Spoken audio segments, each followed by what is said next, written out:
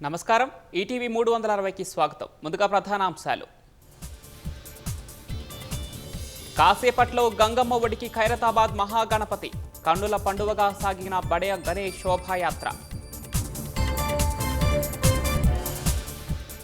శోభాయాత్రను తిలకించేందుకు తరలివచ్చిన నగరవాసులు, భక్తులతో కిక్కిరిసిపోయిన tank bund పరిసరాలు. 35 లక్షలు పలికిన బాలాపూర్ గణపతి లడ్డు వేలంపాటలో పోటీ పడి గెలుచుకున్న లింగాల దశరథ గౌడ్. నిమజ్జనోత్సవాలతో కోలాహలంగా భాగ్యనగర వీధులు, హుసేన్ సాగర్కు తరలివస్తోన్న గణనాథులు.